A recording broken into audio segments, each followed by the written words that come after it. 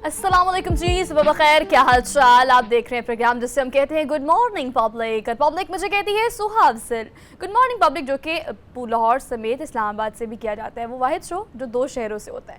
तो भाई कहाँ से होता है? शहर इक़्तिदार से होता है। इस्लामाबाद चलते हैं, हरमीत को प्रोग्राम में शामिल करते हैं, फिर आपसे ढेर सारी बातें करेंगे।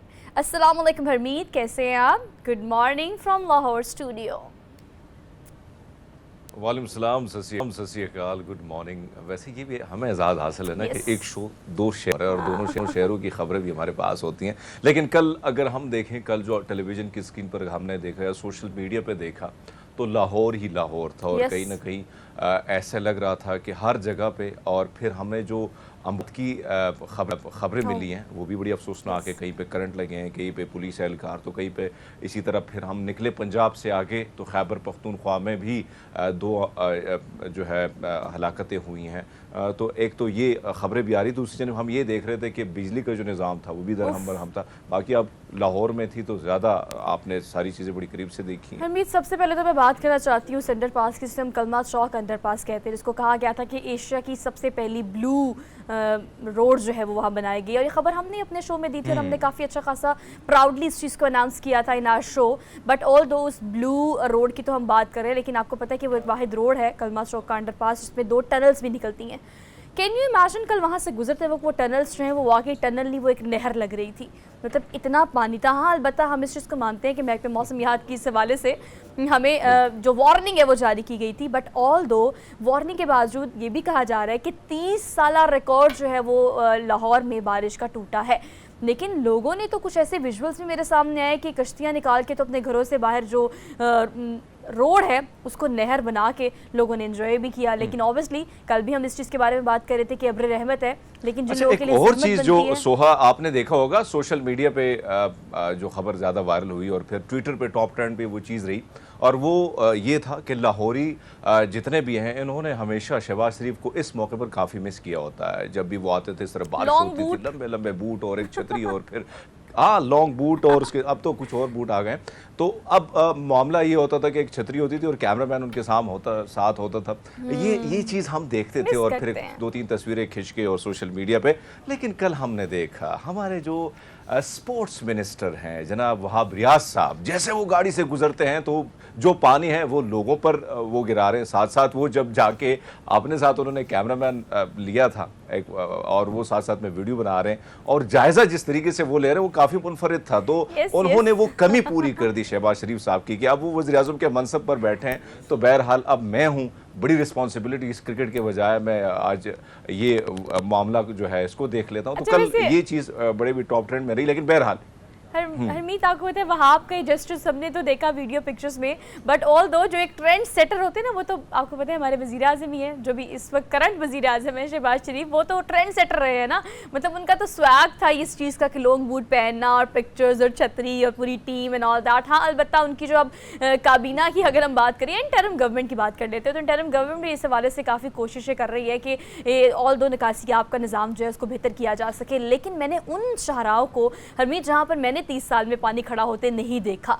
अगर आप लाहौर की बात करें, डिफेंस की बात करें, कुछ ऐसे एरियाज़ की बात करें जहाँ पर हम देखते थे कि निकासी आपका निज़ाम भी और इंफ्रास्ट्रक्चर भी कंपैरेटिवली बाकी इलाकों से, देही इलाकों से बेहतर था, लेकिन वहाँ भी पानी खड़ा हो गया। हाँ, अलबत्ता हम ये कह रहे हैं कि 30 साल रिकॉर्ड टूटा है तो बारिश बहुत ज़्यादा हुई है, ज़रूरत से ज़्यादा हुई है, लेकिन फिर भी लाहौर पेरिस जो है वो अब नहर बनना हमने देखा। हाँ, और जिस चीज़ का जिक्र आपने किया उस चीज़ के बारे में बात करना भी बहुत ज़रूरी है। 8 से ज़्यादा हलाकतें जो हुई हैं, मुख्तलिफ नौइयत के केसेस जो है वो सामने आए हैं, कहीं करंट लगने से, कहीं जो है वो छत गिरने से, इस तरह की सूरत हाल भी हमने देखी।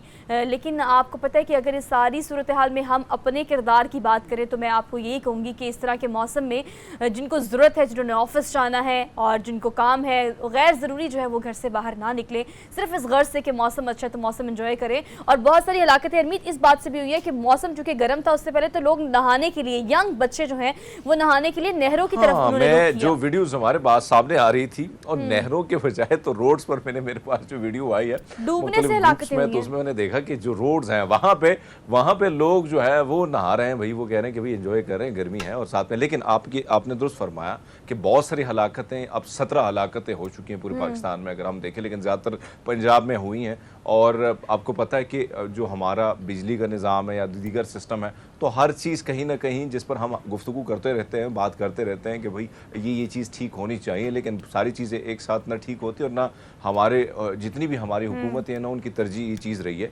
सिर्फ और सिर्फ पॉलिटिक्स के अलावा। सो अब जो सूरत हाल है और जिस तरीके से, और ये भी कहा जा रहा है कि ये मामला जो है बारिशों का जो सिलसिला ये 8 जुलाई तक जारी रहेगा, यानी कल तक सिलसिला जारी रहने के इम्कानात हैं, लेकिन यह है कि एहतियाती तदाबीर पर अमल करना होगा, ख्याल रखना होगा और उन इलाकों से बचना होगा जहाँ पे एक तो बच्चों का ख्याल रखना है। नहरें हमने देखा है कि उमूमन बच्चे जो है नहाने के लिए निकल जाते हैं और फिर अचानक हाँ अनफॉर्चुनेटली उनकी जो लाशें मिलती हैं वो भी बड़े दर्दनाक, वो जो तस्वीर हमारे सामने आती हैं। सुबह इन सारी चीज़ों का ख्याल रखना होगा, बारिश एंजॉय भी करें लेकिन आसपास लोगों का भी ख्याल रखें और अपना भी। बिल्कुल ठीक है। देखिए ये जो छींके हैं ना और मौसम जो है, इसकी मुनासबत से भी हमने आज प्रोग्राम में कुछ सेगमेंट रखा है कि ये मौसम ऐसा है कि ह्यूमिडिटी हवा में बहुत ज़्यादा है, तो मुख्तलिफ बीमारियाँ जो है वो भी फैलने का खदशा है, क्योंकि आपको पता है बारिश की बहुत ज़्यादा हुई है, ज़रूरत से ज़्यादा हुई है, तो ऐसे मुज़ी अमराज भी निकल आते हैं, बुखार, नज़ला, ज़ुकाम, खांसी। इस मौसम में जो गर्मी का मौसम होता है इसमें अगर आपको इस तरह की सिम्टम्स हो तो वो कंपैरेटिवली आपको ज़्यादा ध्यान से देखना पड़ता है या ज़्यादा उनका डायग्नोस करने के लिए, उनके इलाज मुआवजे के लिए ज़रा आपको ज़्यादा तवज्जो देनी पड़ती है। तो ऑल दो आपने अपनी सेहत का भी बहुत ज़्यादा ख्याल रखना है। हम प्रोग्राम में आगे बढ़ेंगे, चूँकि हमारे एडिटोरियल में ख़ास तौर पर प्रोग्राम के आगाज़ में हम याद करते हैं आज के दिन की मुनासबत से कि क्या तारीख़ हमें कहती है, क्या सिखाती है, क्या रिकॉल करने के लिए कहती है। लाहौर का एम आलम रोड जिस शख्स के नाम पे है, पाकिस्तान में अगर हम बात करें फ़ज़ाई फ़ौज की, तो एम आलम का नाम हमेशा तारीख़ में सुनहरे हरूफ पे आसमान पे लिखा जाएगा, क्योंकि 1965 की अगर जंग की हम बात करें, सरगोदा के मकाम पर हंटर तैयारे, भारत के 5 जो है वो हंटर तैयारे उन्होंने गिराए 1 मिनट से कम वक्त में। ये जो एक एजाज़ है ना वो तो हरमीत कहते वक्त भी हमें हैरान कर देता है। और पहले 4 जो है वो तो 30 सेकंड में गिराए, तो वो 30 सेकंड में पहले 4 हंटर तैयारे गिराना और उसके बाद 1, तो भारत भी आज तक इस वाक़ये को याद करता है और फिर उनके नाम से लाहौर की एम आलम रोड जो है उसको मंसूब किया गया। तो आज उनकी सालगिरह जो है वो मनाई जा रही है। 2013 में वो वैसे सोहा अगर इनकी लाइफ को देखें बड़ा हेरोइक सा एक्शन अगर इस पूरे सीन में अगर आप देखें, और हमें ये सारी चीज़ें फिल्मों में तो नज़र आती हैं लेकिन रियल लाइफ में नज़र नहीं आती। लेकिन इनकी लाइफ को अगर आप देखें कि आप अंदाज़ा लगा लें कि वो सरगोदा एयरबेस पर हिंदुस्तान के 2 तैयारे आते हैं और यहाँ पे वक्त क्या है, सुबह का टाइम है, अंधेरा है, जितने भी लोग हैं या तो सोए हुए हैं या कहीं किसी न किसी साइड पे ड्यूटी सरंजाम दे रहे हैं, लेकिन उनको जब भी वो सुनते हैं और एक धमाका होता है उसके बाद वो उठते हैं और अपना तैयारा लेके वो पीछा करते हैं और ताकुब में एक तैयारे को मार गिरा देते हैं। और फिर आप देखते हैं कि दोबारा जब, क्योंकि इससे कबल ये हुआ था कि 6 सितंबर को पाकिस्तान ने हिंदुस्तान के एक एयरबेस को तबाह कर दिया था और हिंदुस्तान इसी ताक में था कि वो किसी भी वक्त आ सकता है। तो आप अंदाज़ा लगा लें कि 30 सेकंड में 4 तैयारों को मार गिराना और फिर 1 मिनट में 5 तैयारा, ये एक बहुत बड़ा कारनामा था। मैं समझता हूँ कि आज की दुनिया में अगर हम देखें जितनी भी जंगें हुई हैं इस किस्म का कारनामा किसी ने सरंजाम नहीं दिया। हालांकि क्रेडिट मैंने कल जिस तरह हमने बात की थी कि जब आप कुछ करते हैं और उसकी तारीफ दुश्मन भी करे तो इससे और बड़ी बात क्या हो सकती है। लेकिन फिर अगर हम इन सारे हीरो की बात करें, मैं हमेशा ये बात करता रहता हूँ कि जब भी जितने भी हीरोज़ हमारे आए हैं उन पर होना तो ये चाहिए था कि अच्छी फिल्में बनती, ड्रामे बनते। जिस तरह हमने देखा कि आस पड़ोस के ममालिक जो हैं वो अपने हीरों को, अगर वो हीरो नहीं भी होते, उनको बनाने की कोशिश करते हैं। जो अभिनंदन को जिस तरह वीर चक्र दिया गया सिर्फ यही कि चाय बड़ी टेस्टी थी, तो आप अंदाज़ा लगा लें टाइटल भी पता है ना कि वो किस तरह, हमें तो टाइटल भी पता है ना कि अगर टी इज फैंटास्टिक के नाम से कोई मूवी या शॉर्ट फिल्म बनाई जाए तो वो कितनी हिट होगी। और ये तो अगर हम एम आलम की बात करें, ऑब्वियसली आज उनको याद करने का दिन है, तो अगर हम एक्शन मूवीज़ की बात करें तो क्या डिपिक्शन की जा सकती है ना, किस तरह से इसको तारीख का हिस्सा तो ये हमारा है ही, लेकिन अगर हम इसको सिनेमा का हिस्सा भी बना लें और लोग जो है बड़ी तादाद में जाके इसको देखें, तो ऑब्वियसली डायरेक्टर्स और जो बड़े प्रोड्यूसर्स हैं और जो फिल्म इंडस्ट्री है, ऑब्वियसली उनको इस बारे में सोचना चाहिए कि तारीख इस तरह की जो है इसको विजुअलाइज करके न्यू जनरेशन के सामने किस तरह से रिप्रेजेंट करना है। So we can do this. So आज उनको याद करने का दिन है, उनकी आज सालगिरह मनाई जा रही है। सो हमने कहा हम भी अपनी एक गुड मॉर्निंग पब्लिक के प्लेटफॉर्म से उन्हें बर्थडे ज़रूर विश करें। तो हम यकीनन पाकिस्तान का प्राउड है, हमने ये खबर आपको देनी है, लेकिन उसके साथ साथ आपको पता है कि डेली डोज का एक पूरा डोज जो है वो हमने तैयार किया हुआ है आपके लिए। लेकिन उसके लिए एक छोटी सी ब्रेक के बाद हम वापस आएंगे और फिर कंटिन्यू करेंगे। You just keep watching good morning public. Welcome back after the break. So let's talk about daily dose of the programme. So good morning public का आज का जो डोज है वो आपको देते हैं। सो डेली डोज में सबसे पहली और जो है ना वो चकरा देने वाली है, घुमा देने वाली है, क्योंकि हम आपको एक तामीराती अजूबा दिखाने लगे हैं। वैसे 9 अजूबों का तो आपको पता ही होगा, लेकिन ये भी उनमें से कोई कम नहीं है, क्योंकि चीन में एक ऐसा ओवरपास बनाया गया है। क्योंकि अगर हम लाहौर की बात करें तो अंडरपास के लिहाज से तो मशहूर है, ओवरहेड ब्रिज के लिहाज से भी बड़ा मशहूर है लाहौर। अक्सर औकात मैं स्टोरीज़ देखती हूँ इंस्टाग्राम पे कि कुछ लाहौरिये जो हैं जब वो इधर उधर मुल्कों में जाते हैं तो अंडरपास देख के शहबाज शरीफ साहब को टैग कर देते हैं कि भाई हमें पाकिस्तान में और लाहौर की बड़ी याद आती है अंडरपास ओवरपास देख के। लेकिन चीन में ऐसा तामीराती शाहकार बनाया है जिसमें अगर हम इसके ओवरपास की बात करें तो कैन यू इमेजिन कि इसके 5 लेवल्स हैं। ओ माय गॉड, आप खुद ही देख लें कि लगता है कि पेंसिल से ही आपने लकीरें मारी हुई हैं। बट ऑल दो अगर हम इस तामीराती अजूबे की बात करें तो आपको पता है इसके 5 लेवल्स हैं और कोई 20 से ज़ायद रैम्प्स हैं। तो आपको पता है ये बनाया क्यों गया है? क्योंकि ये जो शहर है चिंग चोंग इस शहर का नाम है। अब इस शहर को इस ओवरपास को बनाने का मकसद ये था कि इस हिस्से को आपने एक्सप्रेस वे से भी मिलाना है, आपने एयरपोर्ट से भी मिलाना है और फिर आपने शहर से भी मिलाना है। तो भाई चीनी इंजीनियर्स तो हैं तो वो तो फंस गए इस काम में। अब उन्होंने क्या किया, 5 साल तक हरमीत सिर्फ मनसूबाबंदी की है कि इसको बनाना कैसे है। और फिर हरमीत गेस व्हाट, 7 साल लगे इसको बनाने में। और जब इन्होंने बना दिया तो वो इस चीज़ का क्लेम करते हैं कि नेविगेशन जो है वो आपको बिल्कुल सही मकाम पर पहुंचा देगी अगर आप किसी भी रोड पे हो। तो भाई ये तो देखें ना, किसी हम तो भूल जाए रास्ते। तो मेला सजता है या हम वहाँ के बिल्डिंग्स की बात करें या वहाँ पे शाहराहों की बात करें, बड़े अजीब अजीब किस्म की। और आपने देखोगे जिस तरह वो वीडियोस हमारे सामने आती हैं और ग्लास से बने पुल हैं और उस पर आपने चलना होता है और कहीं ना कहीं आपको लगता है कि हाँ शायद अब मैं नीचे गिर भी सकता हूँ, फील ऐसे हो रहा है। लेकिन आप ये देखें ना कि हमें कभी खुशी होती थी कराची जाके हमें ये खुशी होती थी कि नटी जटी का जो पुल है ना वो भी इस तरह घुमा के उसे बनाया गया था। तो हम बड़े खुश होते थे कि ये देखें जनाब ये बड़े मज़े का बना हुआ है और बड़े मुनफरिद किस्म का है। लेकिन आप अंदाज़ा लगा लें, और शायद आपको याद होगा कि चाइना जब उस वक्त तरक्की पजीर ममालिक में शामिल नहीं था तो यहाँ पे कराची की अल हबीब की जो बिल्डिंग थी बैंक अल हबीब की, वो देख के उन्होंने उसके बाद ऐसी इमारतें खड़ी कर दी कि आप अंदाज़ा लगा लें। सो ये आप ये देखें ना कि ऐसा लग रहा है कि सांप कहीं एक लंबा सांप और गोल मटोल होके वहाँ बल खाता हुआ निकल रहा है कहीं से। तो ये हम देख रहे हैं कि आसानियाँ जिस तरीके से की गई हैं वहाँ पे लोगों के लिए, और फिर वहाँ का जो निज़ाम है, सिस्टम है, और फिर सबसे बड़ी बात जो है वो करप्शन की है।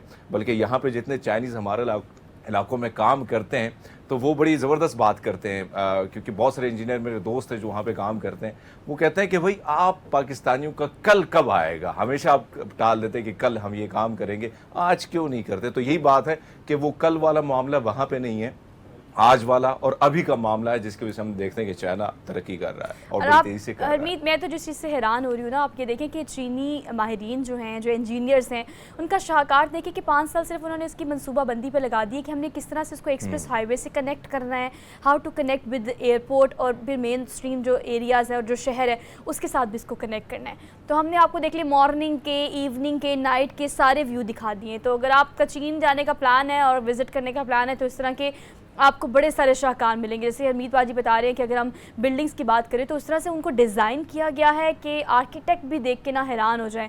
तो ऑल दो ये सारे शाहकार आपको चीन में अच्छे मिलेंगे जिन्होंने बहुत कम वक्त में अपने आप को ना सिर्फ एक कौम मनवाया है बल्कि एक बेहतरीन और ज़हीन टैलेंटेड कौम मनवाने में वो कामयाब रहे हैं।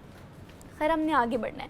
अगली खबर बहुत ही क्यूट सी खबर है। मतलब इस तरह के जेस्चर आपको ऑटोमेटिकली आपको पता है ट्विटर पे या इंस्टाग्राम पे इस तरह की वीडियोस बहुत क्विकली वायरल हो जाती हैं।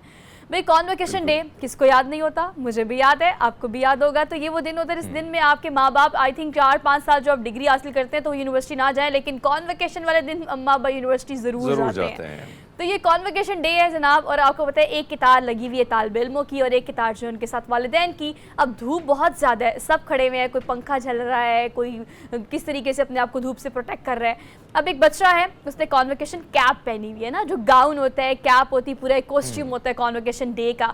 तो जनाब उसने क्या किया, अम्मा को धूप से बचाने के लिए ये कैप अपने सर से उतार के अम्मा के सर पे रख दी कि उनको साया हो जाए। तो यार ये बहुत ज़बरदस्त सी वीडियो है और जो कि ट्विटर पे बहुत वायरल हुई हुई है। तो ये कितना क्यूट सा जेस्चर है ना, मतलब कितना वैसे फर्माबरदार रिश्ता बड़ा बच्चा है। मजे का है, Yes. रिश्ता बड़ा प्यारा है। और आपने दुरुस्त फरमाया कि वालिदैन को भी इंतजार होता है इसी दिन का, हाँ। अपने बच्चों को ग्रेजुएट देखना, और फिर वो जो खुशी होती है वो भी कमाल की होती है। लेकिन आप ये अंदाज़ा लगा लें कि बचपन से लेकर जवानी, और अगर माँ बाप हयात हैं और वो ज़िंदा हैं, तो फिर भी वही ख्याल होता है। बच्चे उनके लिए हमेशा बच्चे ही होते हैं। लेकिन आप इसे अंदाज़ा लगा लें कि वो रिस्पेक्ट जो हम देखते हैं, और फिर इस वीडियो में अगर आप देखें कि वो जिस तरह छाँव की बनाने की कोशिश कर रहा है बच्चा, तो ये बहुत बड़ी बात है। मेरे खूबसूरत तो है ये वीडियो, लेकिन एक खूबसूरत पैगाम भी है कि जवानी तक या जैसे बचपन में जो ख्याल माँ बाप हमारा रखते हैं, तो हम सब का फ़र्ज़ है कि उसी तरह ख्याल रख के उसी के साथ उसी तरह ज़िंदगी मज़े से गुजारें, क्योंकि कल का नहीं मालूम कि ये सहारा कब आपसे चला जाता है, कब आप बेसहारा हो जाते हैं। क्योंकि ये जो देन है रब की तरफ से, बड़ी खूबसूरत देन है। क्या बात है, खूबसूरत बात की आपने, बड़ी इमोशनल बात तो है ही है, लेकिन साथ साथ इसकी इंटेंसिटी को समझने की कोशिश करें कि यार माँ बाप दुनिया का वो वाहिद रिश्ता है कि पूरी दुनिया भी आपके खिलाफ हो जाए तो ये आपके साथ शाना बशाना खड़े रहते हैं। तो अपनी खुशी के लिए और अपनी कामयाबी के लिए, जहाँ पर हम दुनिया की तरफ देखते हैं, कल मैं एक जगह पढ़ रही थी कि आप दूसरे लोगों से दुआएं कराने के लिए कहते हैं, करानी चाहिए अपने लिए दुआ हमेशा दूसरे लोगों से, लेकिन जब आपके घर में मौजूद है आपके माँ बाप, तो दुनिया को छोड़कर उनसे दुआ कराएं, उनसे रिक्वेस्ट करें कि भी हमारे लिए दुआ करें। तो भाई ये बड़ी कीमती चीज़ है। आज सुबह इस चीज़ का आगाज़ करें कि उठकर अपने अम्मा पापा को देखकर आपने सिर्फ मुस्कुराना है, तो आपको अंदाज़ा होगा कि आपके घर में कितनी बड़ी चीज़ है, कितनी बड़ी नेमत है आपके घर में। तो सुबह उठ के इस थॉट के साथ आपने अपने दिन का आगाज़ करना है। खैर, हम आगे बढ़ते हैं, अगली खबर आपको देते हैं। डेली डोज की आखिरी खबर जो है बेसिकली वो कराची से है, और इस तरह की खबरें सुन के हरमीत मुझे ना सिर्फ खुशी होती है, बल्कि जो रिसाइकलिंग की हम जितने भी बात करते हैं और जितने भी हमने अपने शो में ऐसे लोगों को बुलाया जो कि रिसाइकलिंग के बहुत बड़े हामी और माहौलियात और इसकी सफाई सुथराई के लिए और इस तरह की कैंपेन्स में बहुत ज़्यादा पार्टिसिपेट करते हैं, कराची में पहली बार इस्तेमाल शुदा प्लास्टिक से सड़क बनाई गई है। अगर हम लुब्रिकेंट बॉटल्स की बात करें तो शल की तरफ से ये इनिशिएटिव लिया गया है, जिन्होंने इन प्लास्टिक को रिसाइकिल किया और इससे जो सड़क बनाई है हरमीत, उनका कहना ये है कि ऑब्वियसली अभी हम करप्शन की बात कर रहे थे, सड़कों की तामीर की बात कर रहे थे, इंफ्रास्ट्रक्चर की बात कर रहे थे, हर खबर दूसरी खबर से रिलेट करती है। तो यहाँ पर जो है ना, अब इसको जब तामीर किया ना हरमीत, तो जो भी कंसर्न डिपार्टमेंट है इस हवाले से जो इन्वॉल्व है इस इनिशिएटिव में, उनका कहना ये था कि ये 3% ज़्यादा देर पा है, ज़्यादा लॉन्ग लास्टिंग है, ज़्यादा पायदार हैं, और इसका खर्चा भी कंपैरेटिवली जो हम सड़कें तामीर करते हैं उनसे कम है, और सबसे अहम बात रिसाइकलिंग हो रही है हरमीत। बिल्कुल। अब सोहा, आपको याद है कि हमने मॉर्निंग शो में एक सड़क यहाँ पे भी बनी है, और इस्लामाबाद में इससे पहले बनी थी, और आज भी अगर आप आएँ और आप देखें कि जो नॉर्मल सड़कें बनी और वो सड़क बनी है, तो वो वाकई में उसी तरह आपको ऐसे फ्रेश बिल्कुल लगती है। और यकीन माने कि अभी तक मुझे नहीं लगा या मैंने नहीं देखा वहाँ पे, क्योंकि मैं उमूमन जाता हूँ ट्रेल 5 की तरफ वहाँ पे हाइकिंग के लिए, तो वहाँ पे हमने ये चीज़ देखी है कि उसी तरह वो बड़ी खूबसूरत नज़र आती है वो शारा, और वो ट्रेल 5 तक पहुंची है। तो मेरे ख्याल में अगर बहुत सारी चीज़ें जो आप करना चाहें वो हो सकती हैं, लेकिन हम ये देख रहे हैं कि निजी जितने भी प्राइवेट इदारे हैं वो कोशिश करते हैं इस किस्म के कामों की, और वहाँ पे मुख्तलिफ आप देखेंगे बॉक्स लगे हुए हैं वहाँ पे रिसाइकिल करने के लिए, जो क्योंकि ज़्यादातर लोग जाते हैं हाइकिंग के लिए तो पानी की जो बॉटल्स हैं वो साथ लेके जाते हैं, और वो फिर उसी का इस्तेमाल उसी में होता है। लेकिन आपने तो फरमाया कि पायदारी के साथ साथ इसकी कीमत, इसकी जो लागत है वो भी कम पड़ जाती है। तो बहरहाल ये एक अच्छी बात है कि इस्लामाबाद के बाद कराची, और अब हम देखेंगे कि इंशाल्लाह लाहौर में भी इस किस्म की सड़क बनेगी। और आहिस्ता आहिस्ता, क्योंकि हम बहुत सारे ममालिक में देख रहे हैं कि प्लास्टिक का इसी तरह इस्तेमाल हो रहा है, इस तरह रिसाइकिल करके बहुत सारी चीज़ें उससे बनाई जा रही है, क्योंकि अगर देर पा ये चीज़ रहती है ये सदियों तक बरकरार अपना वजूद रख सकती है, तो ये नुकसानदेह भी है माहौल के लिए। और हरमीत, अगर हम प्लास्टिक पोल्यूशन की बात करें तो उसको कंडेम करने के साथ साथ उनके हल के लिए एक बेहतरीन वे आउट है जो कि निकाला गया है। तो मेरे ख्याल से थोड़ा लेवल अप करके ना इसको वॉश लेवल पे करने की ज़रूरत है, खर्चा भी बचेगा, प्लास्टिक पोल्यूशन भी ख़त्म होगी, और फिर रिसाइकलिंग का प्रोसीजर भी बढ़ेगा और हमारे लिए आसानी हो जाएगी। So although we are done with daily dose for today, quick सी ब्रेक लेनी है, ब्रेक के बाद हम वापस आएंगे, लेकिन आपने हमारे साथ रहना है। Welcome back after the break. तो अगर हम पाकिस्तानी सियासत की बात करें तो कुछ भी अनप्रेडिक्टेबल किसी भी पार्टी के साथ कभी भी किसी भी वक्त हो सकता है, और ये सिलसिला पीटीआई के साथ नहीं रुक रहा, क्योंकि अगर हम गिलगित बल्तिस्तान की बात करें तो पीटीआई के अंदर एक फॉरवर्ड ब्लॉक बन गया है जिसकी काफ़ी चहमगोइयाँ हो रही हैं, किसके बारे में बात भी काफ़ी की जा रही है। कब से चीज़ प्लानिंग में थी और कब से हम देख रहे थे हो जाएंगी। बट ऑल दो इस पर हम बात कर लेते हैं। हामिद खान अल मिस्री की हमारे साथ मौजूद हैं, सीनियर एनालिस्ट। उनको आज के प्रोग्राम में खुशामदीद कहते हैं। अस्सलाम वालेकुम सर। वालेकुम सलाम Soha, thank you very much. Sir thank you so much for joining us this morning. Sir कहिएगा कि एक के बाद एक सरप्राइज तो हमें मिल रहा है, लेकिन कुछ सरप्राइज ऐसे हैं जो कि हम एक्सपेक्ट कर रहे थे कि हाँ ये हो सकता है, प्रिडिक्शंस भी की जा रही थी इस हवाले से। तो ये जो फॉरवर्ड ब्लॉक बना है, आप इसकी कड़ियाँ कहाँ से जोड़ते हैं? ग्राउंड रियलिटी क्या लगती है आपको? देखिए, ये कोई अब मेरे लिए बिल्कुल भी अचंभे की बात नहीं, सरप्राइज नहीं है। उसकी वजह ये है कि इमरान खान साहब ने एक गलती की कि अपनी 2 हुकूमतें खुद अपने हाथ से ज़ाया कर दी। उसके बाद कश्मीर में जो जिस तरह से इनकी हुकूमत ख़त्म हुई और सारा कुछ हुआ, तो ये ही एक आखिरी जगह रह गई थी जिसका बहुत अरसे से तवक्को की जा रही थी कि किसी न किसी तरीके से जो पीडीएम की हुकूमत है और जो कुछ बहुत सारी चीज मामलात हैं, इनको कंट्रोल करने की कोशिश की जाएगी। और ये फॉरवर्ड का सामने आना, और फिर अब इसके बाद कल जो कुछ हुआ जीबी असेंबली में, जिस तरह पुलिस अंदर घुस गई, जिस तरह वोटिंग नहीं होने दी गई, कोई वजीर आला का नॉमिनेशन नहीं होने दी गई, अदालत ने कह दिया कि आप 3 दिन तक इंतखाबात नहीं कराएंगे, यानी कि स्पेस दी गई आपको पूरी एक प्लानिंग के साथ कि जी अब आप एक ग्रुप बनाएं और उस ग्रुप को आगे लाएं। तो एक चीज तो समझ आ रही है, और वो ये है कि फिलहाल पीटीआई के लिए कहीं भी कबूलियत नहीं है। पीटीआई के आप पीटीआई के नाम के साथ इस वक्त किसी भी तरह कोई बड़ा काम नहीं कर सकते, ना सियासत में, ना अमली तौर पर हुकूमत में, ना किसी तरह पे भी।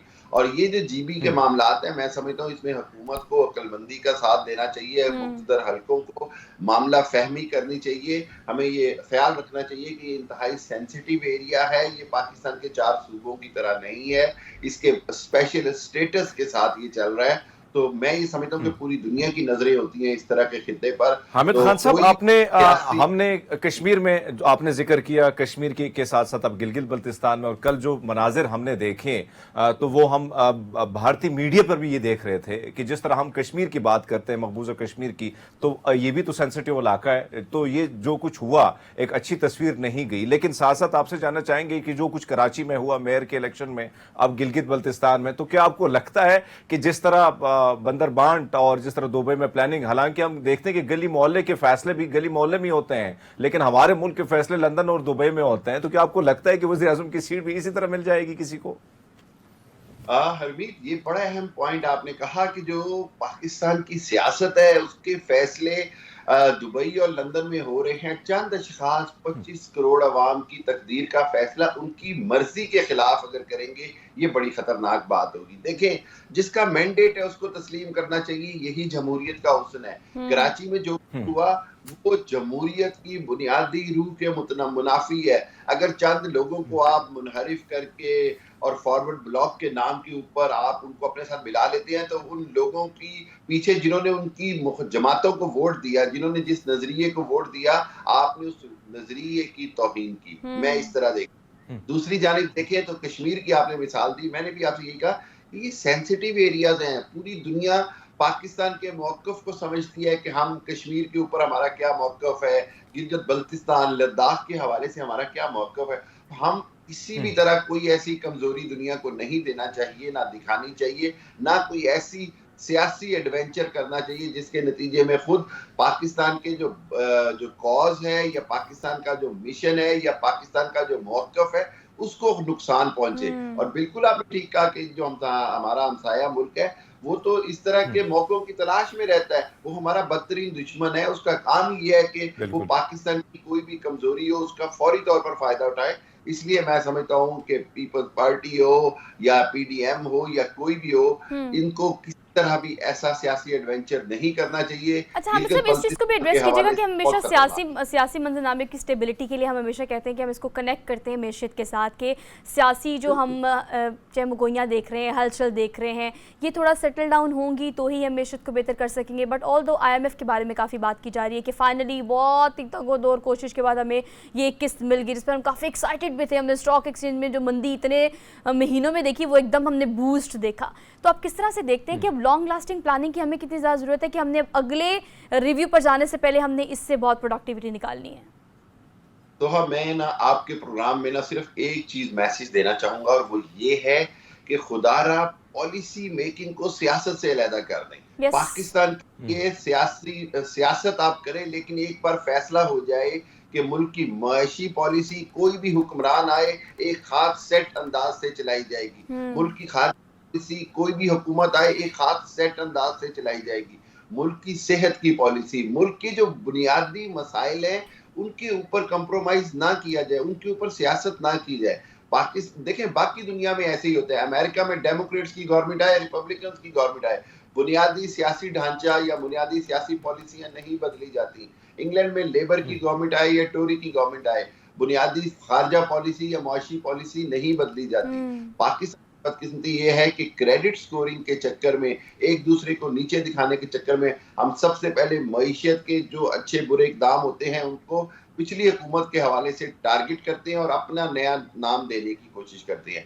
ये जो IMF से स्टैंड बाई एग्रीमेंट है, SBA एग्रीमेंट है, ये आप समझें कि एक आर्जी तौर पर लगाया गया ड्रिप या बोतल है जिससे इलाज नहीं होना, सिर्फ आपको जिंदगी में टाइम फ्रेम मिलना है। खुद ख्वाजा आसिफ साहब कह चुके कि मईशत वेंटिलेटर पे है, तो अभी भी वेंटिलेटर पे है। ये जो स्टॉक एक्सचेंज में तेजी आई है या डॉलर की प्राइस नीचे आई है, ये समझे वो थोड़ी सी तवानाई है जो मरीज को उस ड्रिप लगने से आती है, लेकिन जैसे ये ड्रिप खत्म होनी है इसका रिएक्शन भी आ सकता है। What about Gabbar is back, what about मतलब क्यूट गब्बर इज बैक, अगर हम ऐसे कहें तो हमने ईद मिलन पार्टीज भी देखी और हमने देखा कि चले अब सऊदी अरब का प्लान कर लिया, स्केजुलाइज कर लिया, जाएंगे मुलाकातें करेंगे ऑल दो, लेकिन आपको पता है ख्वाजा आसिफ इस हवाले से कहते हैं या वज़ीर ख़जाना भी इस हवाले से कहते हैं कि पार्टी बुलाएगी तो नवाज शरीफ आ जाएंगे and he is ready, because अगर मरीम नवाज के केसेस उसमें फ्री हो चुके हैं और वो उसमें बरी और क्लियर हो चुकी हैं, तो वही केसेस जो हैं वो उनके भी हैं नवाज शरीफ के, तो ही इज़ क्लियर टू। तो ये तो बड़ा पाथवे क्लीन करके बैठे हुए हैं। सो व्हाट्स अबाउट, आप क्या समझते हैं, वापस आएंगे, क्या आएंगे, नहीं आएंगे? मैं इस पे थोड़ी सी तल्ख बात करूंगा। इससे ज्यादा PDM और खुसूसन नून लीग के लिए फेलियर ही नहीं हो सकता कि 1.5 साल होने को आया और शहबाज शरीफ साहब अपने सगे भाई को अपने मुल्क नहीं ला सके, अपने दामादों को अपने मुल्क नहीं ला सके। ये कैसे बेबस वजीर आजम है और ये हकीकत है। मैं आपको एक बात बताऊं, अभी नवाज शरीफ साहब शायद अभी भी ना आए, उसकी बहुत सारी वजूहात हैं, बहुत सारी रीजंस हैं, कानूनी रीजंस हैं, कहीं गारंटियों की बातें हो रही हैं और नवाज शरीफ साहब, हम पंजाबी में कहते हैं, इस बार कच्चे पैरी नहीं आना चाहते। उनको उनका जो लास्ट टाइम का एक्सपीरियंस है उस हवाले से वो ये समझते हैं कि अब वहीं से सारा कुछ कंट्रोल हो रहा है, तो मुझे आने की जरूरत नहीं है, माँ सिवाय इसके कि शायद मैं सीधा शेरवानी पहनने आऊं या हलफ लेने आऊं। तो पाकिस्तान में तो ये तारीखी तौर पे होता रहा है। सर इस शेरवानी की बहुत गेम है सर, इसके उम्मीदवार बहुत है, लेकिन जिसको सूट की थी उसके बारे में हमने बहुत बातें की थी। अब बिलावल भी उम्मीदवार है, ऑल दे सारी चीज़ें, लेकिन देखिए शेरवानी अब सिलनी अभी बाकी है, दर्जी नहीं तैयार हो रहे हमारे, तो इलेक्शन ही नहीं हो रहा। हमें सब thank you so much for joining us sir, आपने अपना वक्त दिया, बेहद शुक्रिया। हमने एक ब्रेक लेनी है, ब्रेक के बाद वापस आएंगे। आप देखते रहे प्रोग्राम जिसे हम कहते हैं गुड मॉर्निंग पब्लिक।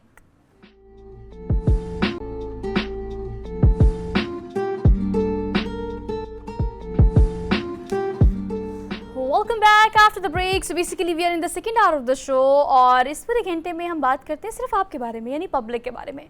अब पब्लिक को क्या मसाइल हैं, क्या मसले मसाइल जिनको कैटर करना और एड्रेस करना बहुत ज़्यादा ज़रूरी है।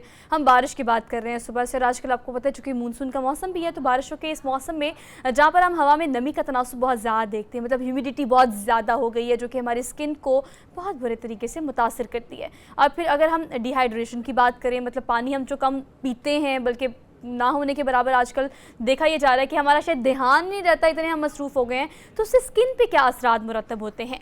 अगर आपकी ऑयली स्किन है, ड्राई है, व्हाटएवर, लेकिन आपने किस तरह से उसको एड्रेस करना है इस मौसम में, जल्द के क्या क्या मसाइल हैं जिन पे आपको प्रिकॉशंस करना ज़रूरी है, इन सारे सवालों के हम जवाब लेंगे। डॉक्टर मुबशर हमारे साथ मौजूद है, लेकिन लाहौर स्टूडियो में नहीं, इस्लामाबाद स्टूडियो में हरमीत के साथ। सो हरमीत, ओवर टू यू। जी बिल्कुल। सो आपने तो फरमाया कि सर्दियाँ आती हैं तो स्किन ड्राई, और अगर फिर गर्मियाँ आती हैं और इस तरह की बारिशें, तो फिर हम देखते हैं कि ज़्यादा स्किन ऑयली भी हो जाती है। लेकिन आपने जो सवालात उठाए हैं तो डॉक्टर साहब से शुरुआत करें। डॉक्टर साहब बहुत शुक्रिया आपका। क्या कहेंगे सर, मानसून की बारिशें हैं और मौसम जिस तरीके से चल रहा है, फिर हम देखते हैं कि पसीना भी हो जाता है इंसान, तो फिर भाई कुछ लगा भी नहीं सकते। क्या हाँ अच्छा, फर्स्ट ऑफ ऑल तो अस्सलाम वालेकुम एवरीवन। और जो हरमीत साहब ने और मैडम सोहा ने सवाल किया है कि जी सर्दियों में और गर्मियों में स्किन केयर कैसे करनी होती है, और स्पेशली जो हमारा करंट रेनी सीज़न है, इसमें रेनी सीज़न में क्या होता है कि हमारे सराउंडिंग में जो हमारी ह्यूमिडिटी है उसका लेवल और उसकी कंसनट्रेशन बढ़ जाती है, जिसकी वजह से क्या होता है हमारी स्किन, अक्सर आपने देखा होगा कि इस सीज़न में स्किन थोड़ी सी ऑयली सी हो जाती है और चिपचिपाहट सी हो जाती है, और उसको केयर करने के लिए बड़ा हमने छोटी सी एहतियात करनी होती है जिससे हम स्किन डैमेज से बच सकते हैं। उसमें हो क्या सकता है, नॉर्मली जो ऑयली स्किन होती है या इस मौसम में स्किन ऑयली ज़्यादा हो जाती है, उसमें पिंपल्स निकलने के और एक्नी होने के चांसेस बढ़ जाते हैं।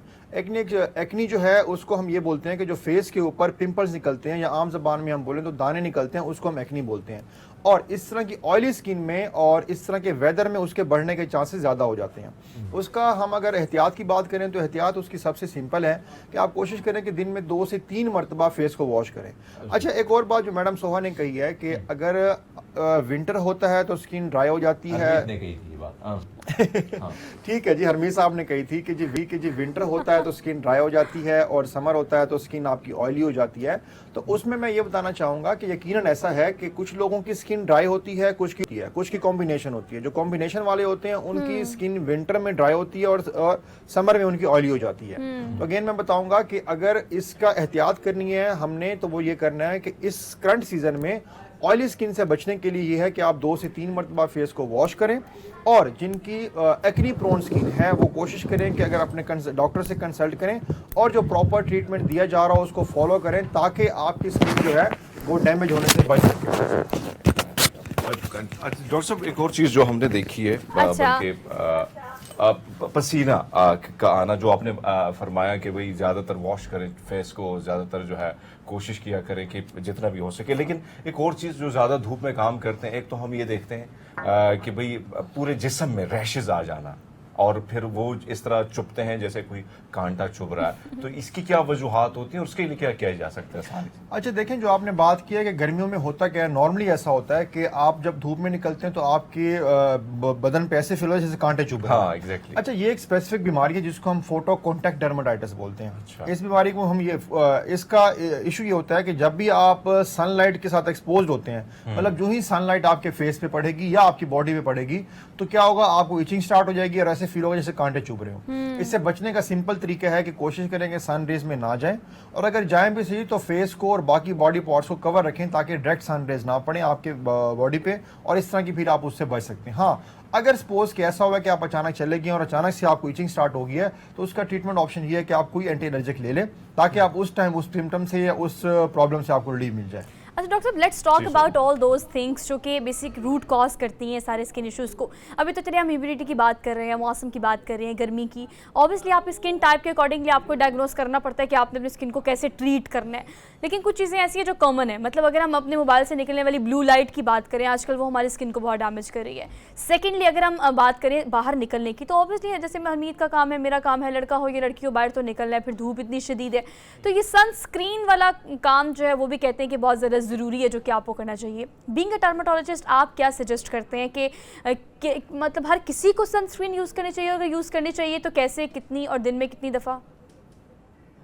ये बड़ा अच्छा सवाल किया मैडम सोहा आपने। उसमें होता यूँ है कि ये सिर्फ मोबाइल की स्क्रीन से जो है वो लाइट नहीं आती, उसमें स्पेशली जो आप लोग काम कर रहे हैं, जो स्टूडियो की लाइट्स होती हैं, जो हैवी लाइट्स होती हैं, जिनको आप लोग एक्सपोज होते हैं, तो ये भी सन, जी बिल्कुल ऐसा ही है, ये भी सन रे से कम डैमेजिंग नहीं होती।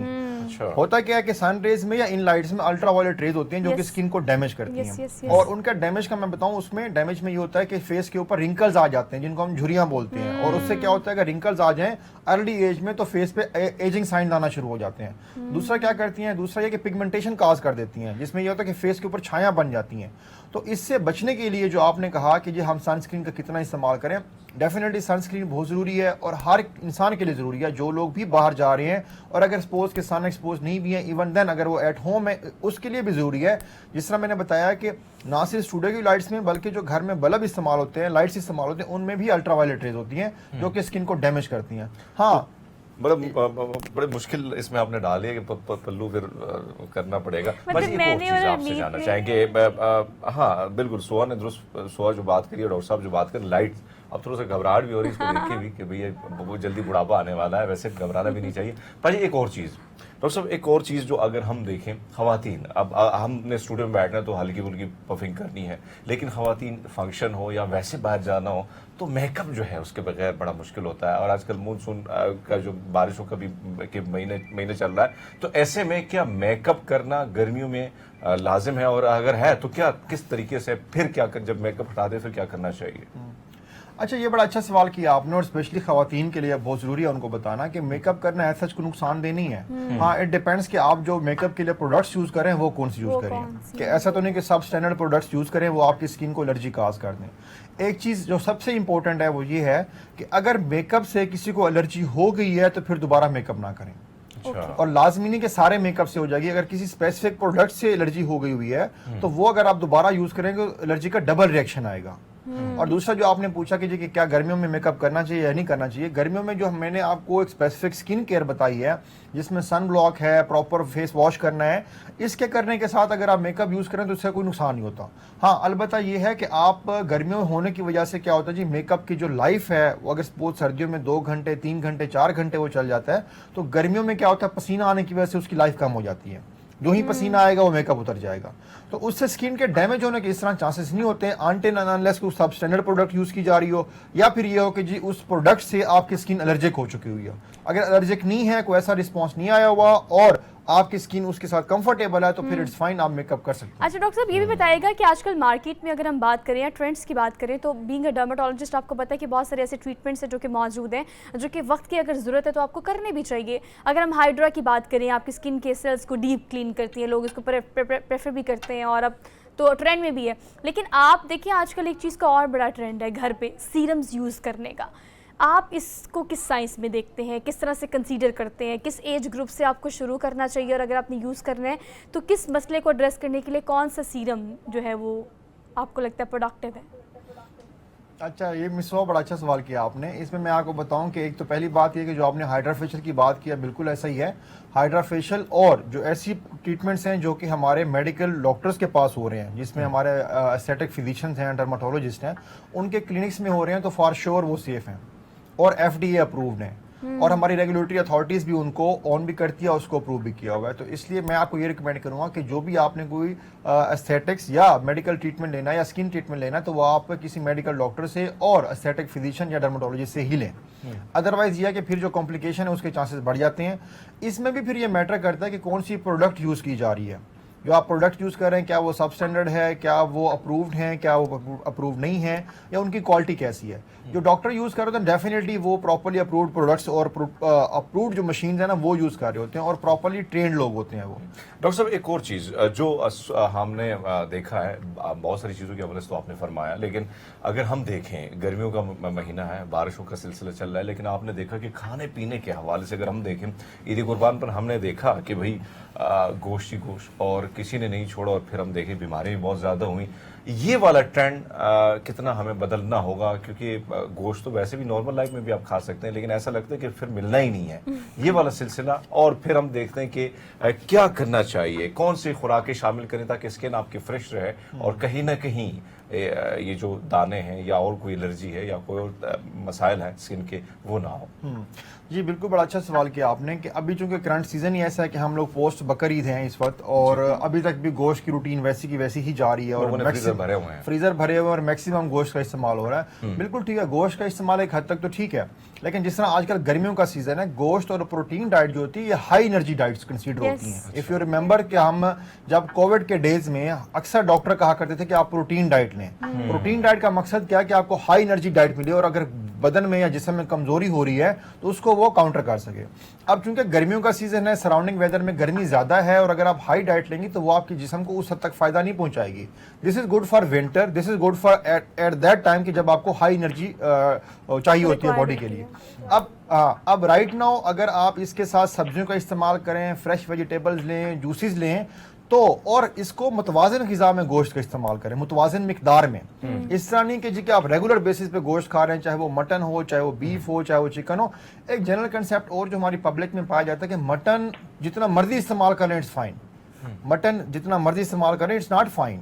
अच्छा। उसकी रीज़न ये है कि आप अगेन मटन भी उसी में आता है कि हाई एनर्जी डाइट में आता है, उसको अगर आप बहुत ज़्यादा इस्तेमाल करेंगे तो भी आपकी बॉडी को वो डैमेज करेगा और फिर डाइजेस्टिव सिस्टम डिस्टर्ब हो सकता है आपका, आपको डायरिया, वोमिटिंग, गैस्ट्रोएंटेराइटिस इस तरह की कोई इशू बन सकता है। तो इसलिए बेहतर है कि इन चीज़ों से अवॉइड करें और इत्तेदाल से मुतवाज़िन आपको ग़िज़ा ये का इस्तेमाल करें। चीज़ें करनी चाहिए। डॉक्टर साहब ये भी बताएगा कि अगर हम बात करें ख़वातीन की, तो आपको पता है स्किन के मसाइल ज़्यादातर ख़वातीन में होते हैं, इसलिए मेरे पास बंडल ऑफ क्वेश्चंस हैं आपसे पूछने के लिए, वो तमाम मसाइल जो पब्लिक को होते हैं। अच्छा, एक बड़ा कॉमन मसला है कि ख़वातीन को एक्ने नॉर्मली किसी भी वजह से हार्मोनल चेंजेस हो जाते हैं, मौसम तब्दील होता है या प्रेगनेंसी या आफ्टर प्रेगनेंसी, ये सब कुछ होता रहता है, तो आपको एक्ने हो जाती है।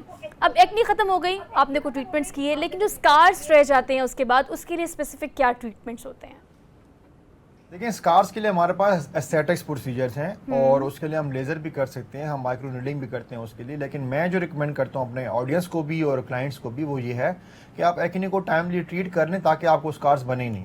ओके। अगेन मैं बताऊंगा ये बात कि एक्ने का treatment is very much simple. अगर आप उसको ट्रीट करें तो वो बिल्कुल ट्रीटेबल डिजीज़ है और वो ठीक भी हो जाएगी और उससे स्कार्स भी नहीं बनेंगे।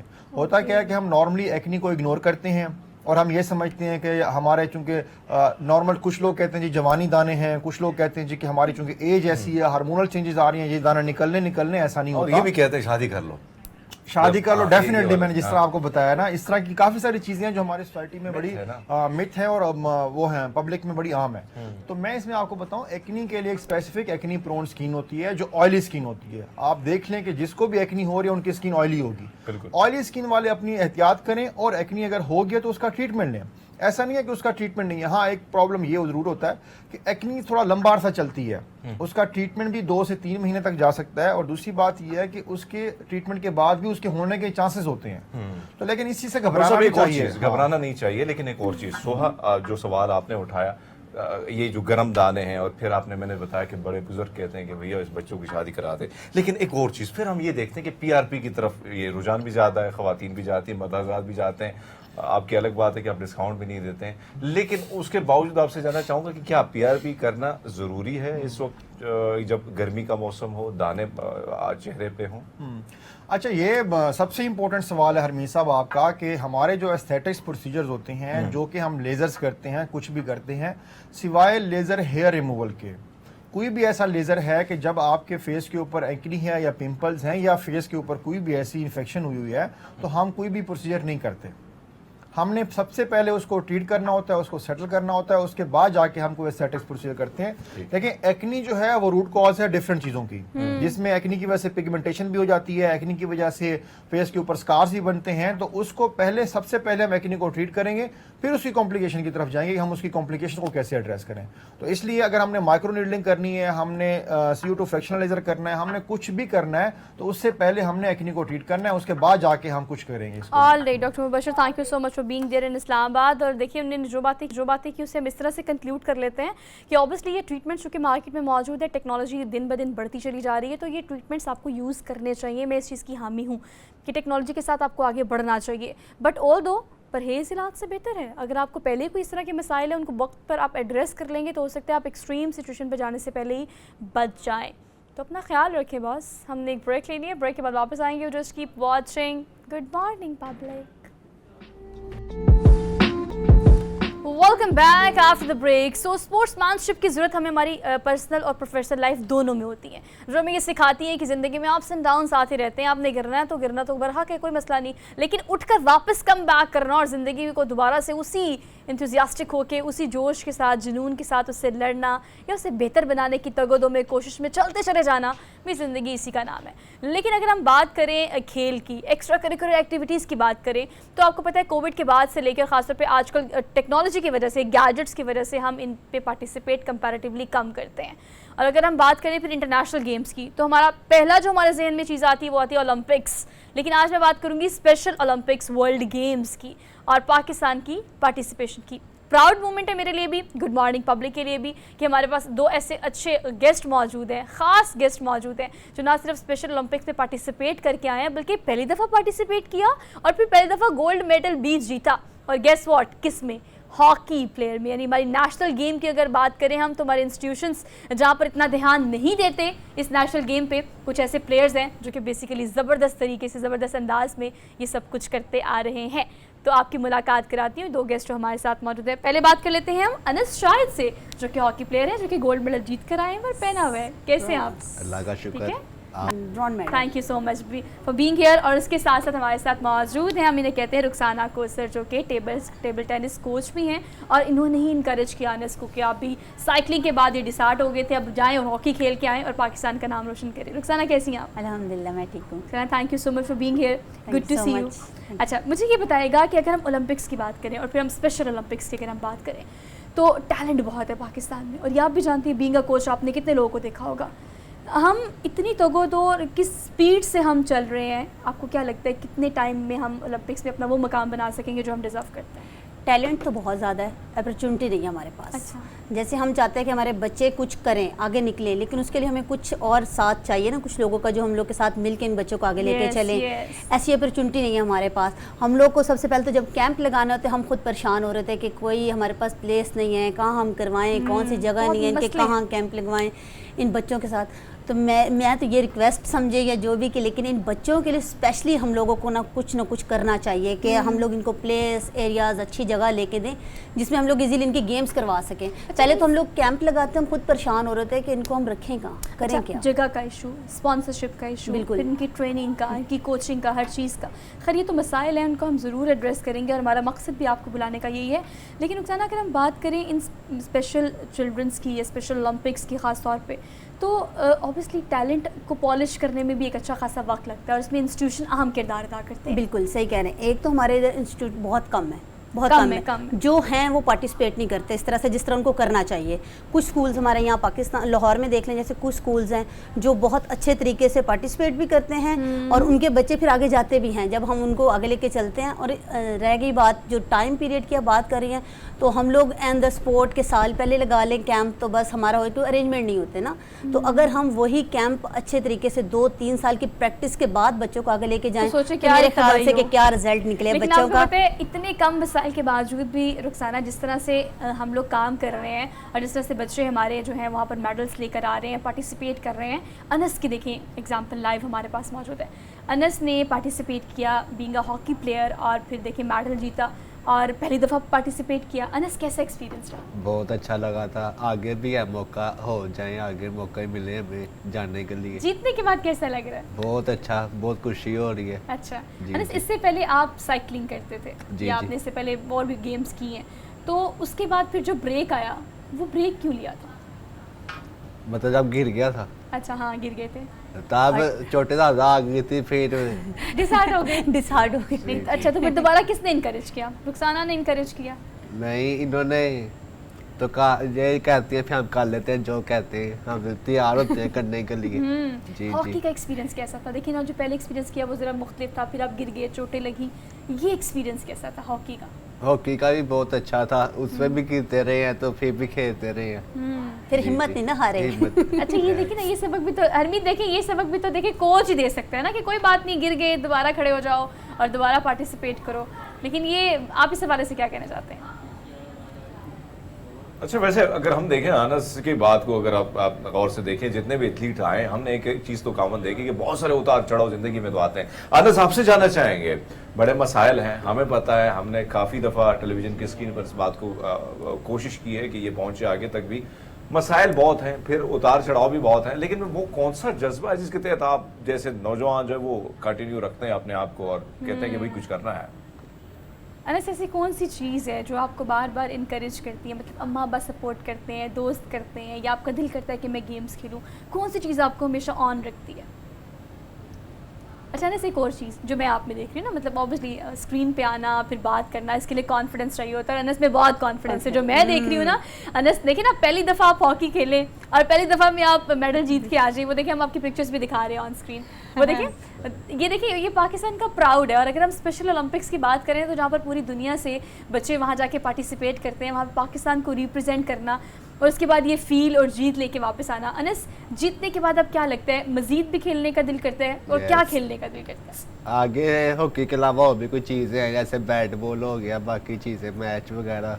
अच्छा, वहाँ पे जो बच्चे आए थे उनसे दोस्ती हुई, इंटरेक्शन Yes, हुआ, yes. तो कौन लोग ज़्यादा अच्छे लगे? किन किन मुल्कों के लोग ज़्यादा अच्छे लगे थे?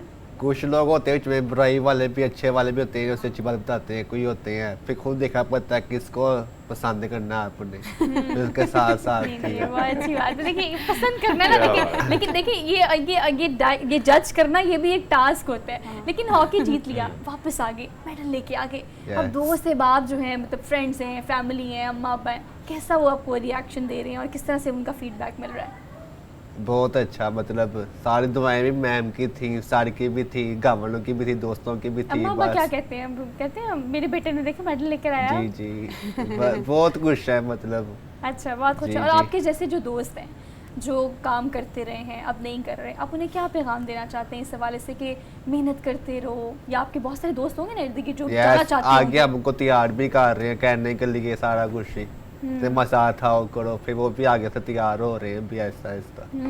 स्पोर्ट्स में आगे आने के लिए वो ये अब उनको इनकरेज करें कि अच्छा, आगे आपको चले पता है स्पोर्ट्स में। रक्साना, आपने जब स्पेशल ओलंपिक्स के लिए बच्चों को तैयार करना होता है ना, तो आपने बहुत सारी चीज़ों के लिए तैयार करना होता है, सिर्फ खेल के लिए नहीं करना बिल्कुल होता। बिल्कुल, हम लोगों ने मेंटली देखिए, ये कैंप लगाने का हमारा मकसद ये होता है कि इंटरनेशनल लेवल पे जाके हमें प्रॉब्लम्स ना हो ना, तो हम लोग यहाँ पे बच्चों को जज करने के लिए कैंप लगाते हैं, उनका खाना पीना, सोना उठना बैठना, उनकी फीलिंग्स पूरी एक देखना, walk exercise होती बिल्कुल है। हाँ जी, उनको पूरा असेस करना होता है उन बच्चों को कि आया कि ये वहाँ जाके कोई प्रॉब्लम ना क्रिएट कर दें। अभी ये लास्ट कैंप में एक बच्चे ने ज़िद्दी कर ली कि मैंने घर ही जाना है, तो हमें ये भी टेंशन थी कि अब ये घर जाता है तो इसने वहाँ जाके तो हमें तंग करना है ना, कि मैं अभी घर वहाँ से हम इसको वापस किस तरह भेजेंगे, तो उसको Mood, बिल्कुल tantrums बिल्कुल और इन एक- सब को ये कोच का ही काम है, जो उसको अपने साथ एक बच्ची डेफ थी अभी जो Glued गई थी, कर लेते बिल्कुल हैं। उनको अपने साथ अटैच करना कि हाँ ये घर को भी ज़रा मिस ना ही करे इतना टाइम, जितना टाइम हमारे साथ है।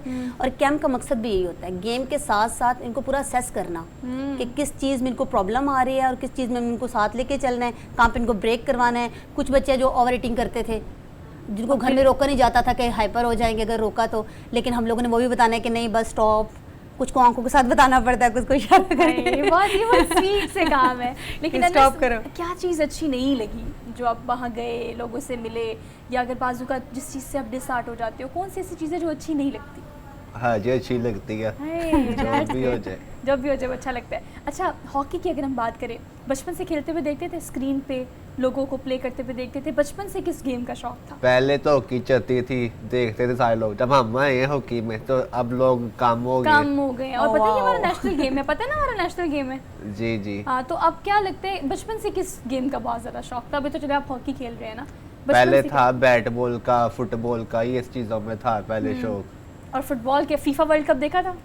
नहीं वो- देखा। तो फुटबॉल के हवाले से अगर कोई क्रिकेटर है जिसको आप पसंद करते हैं पाकिस्तान में, वो कौन है? शायद अफरीदी है जो भी है। शायद मेरी फेवरेट है। और फुटबॉल में फुटबॉल में भी मैंने इतना देखा नहीं है, वैसे मेसी का तो सुना होगा, रोनाल्डो का भी सुना हाँ। होगा, लेकिन चलो नहीं सुना हुआ तो कोच का काम है ऑब्वियसली ये सब कुछ बताना। और कितनी बड़ी तादाद में बच्चे हैं रुखसाना जो करना भी चाहते हैं, उनके माँ बाप भी विलिंग है, क्योंकि ये वो काम है जिससे आप बच्चों की ब्रेन स्टॉर्मिंग कर सकते हैं, उनको किसी प्रोडक्टिव रास्ते पे डाल सकते हैं। अभी वापस आके हम यही सोच रहे थे, बहुत से बच्चे तादाद जिनको बहुत ज़्यादा है। बहुत ज़्यादा True, true, very है। true. हाँ, लेकिन हम लोग सोचते हैं कि एकेडमीज़ का कुछ करें, इन बच्चों को किस तरह से हम फैसिलिटी दे सकते हैं, किस तरह से इनको आगे लेके चलें। हम लोग तो यही अभी प्लान कर रहे हैं, क्योंकि हमारे सामने बहुत से बच्चे आ रहे हैं, आगे कुछ नज़र नहीं आ रहा। मतलब इनको कैसे- मुस्तकबिल। मुस्तकबिल अच्छा, नज़र अभी आ तक रहा जो कर रही है मैनेज, वो कैसे करती है? मतलब एक सिस्टम है ना, उसमें बच्चों को लेके जाना, sponsorship, tickets, everything. How could you manage? वो सब लोग एक्चुअली ये है ना कि हम लोग जैसे स्कूल से हैं, हम लोग अपने बच्चे तैयार, हर स्कूल अपने अपने बच्चों को तैयार करते हैं। नेशनल पहले पंजाब गेम्स होती हैं हमारी, पंजाब गेम्स, फिर नेशनल गेम से हम लोग सिलेक्शन करते हैं। सिलेक्शन के बाद डिफरेंट बच्चे जिस गेम में लय करते हैं हम लोग उनको एडजस्ट कर देते हैं। ये हम लोग स्कूल की तरह, हम अपने स्कूल को प्रेजेंट कर रहे होते हैं ना, तब तो जिस स्कूल से। लेकिन जो बेसिकली पूरा बैकअप लेकर चलना, वो हमारी मैम रौनक हैं, वो सारा हम लोग को लुक आफ्टर करते हैं आगे सारा। अच्छा, देखिए एक सिस्टम है ना जो कि आप लोगों ने खुद बिल्ड किया, और जिन बच्चों की प्रॉस्पेरिटी के लिए काम कर रहे हैं वो ये बच्चे हैं, और फिर अब पाकिस्तान को रिप्रेजेंट करना ये भी एक जो है एक जिम्मेदारी वाला काम है। हरमीत, ये कोच ही कर सकते हैं, और ये वो बच्चे हैं और ये वो बिल्कुल, इदारे बिल्कुल। हैं जो काम करते हैं बगैर किसी की सपोर्ट के, खुद से। ये बात आपने दुरुस्त की कि बहुत सारे चीज़ें हम देखते हैं और जो ग्राउंड पे है वो रियलिटी जो हमारे सामने आती है वो यकीनन ऐसे जैसे नौजवान जो आते हैं, खासकर रुखसाना जैसे लोग जो उनको मोटिवेट करते हैं, ये बड़ा मुश्किल काम होता है। लेकिन रुखसाना आपसे चाहेंगे कि बच्चे जो आते हैं इनको मोटिवेट करना, एक तरफ तो हम देख रहे हैं कि स्पोर्ट्स के हवाले से, क्रिकेट के हवाले से के अलावा बाकी जितने भी स्पोर्ट्स हैं उस पर इतना ज़्यादा ध्यान किसी का नहीं होता, ना स्पॉन्सर आते हैं, ना हुकूमत का कोई ध्यान होता है। तो इनको मोटिवेट करना, फिर फ्यूचर मुस्तकबिल के बारे में भी इनके बड़े सवालात होंगे, तो इनको कैसे हैंडल करती हैं आप?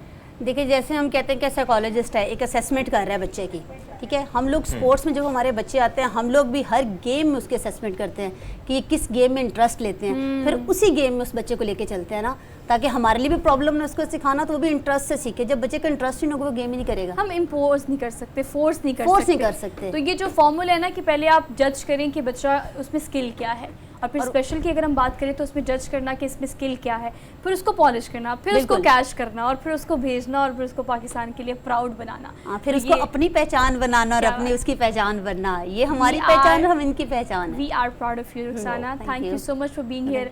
अनस, आपके आने का बहुत शुक्रिया, आपसे मिलकर बहुत खुशी हुई। मैं चाहती हूँ जाते जाते कोई एक एडवाइस जो आपकी कोच ने आपको की हो या आपको ज़िंदगी को लेके हो, कोई एक ऐसी अच्छी बात जो आप करना चाहते हो लोगों से, देखने वालों से, स्क्रीन से। बस यही था, पाकिस्तान का नाम रोशन करना था, बस करके आगे हो तो कुछ यही जज्बा चाहिए हमें। पाकिस्तान का नाम रोशन करने के लिए हम मेहनत करेंगे और पाकिस्तान को पूरी दुनिया में इंशाल्लाह रिप्रेजेंट करेंगे और अपने इमेज को स्ट्रॉन्ग भी करेंगे और अच्छा पोर्ट्रे भी करेंगे। हम आप दोनों का एक बार फिर से बेहद शुक्रिया।